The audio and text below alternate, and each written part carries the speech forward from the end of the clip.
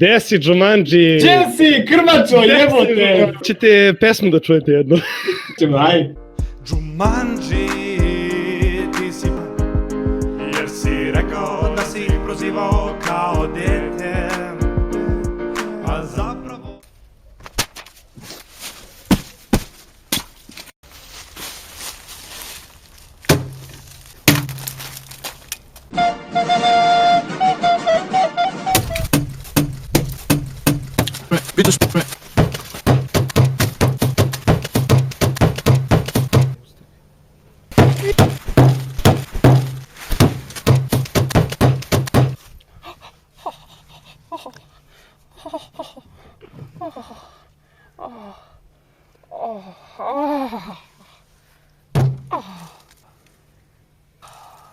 Oh.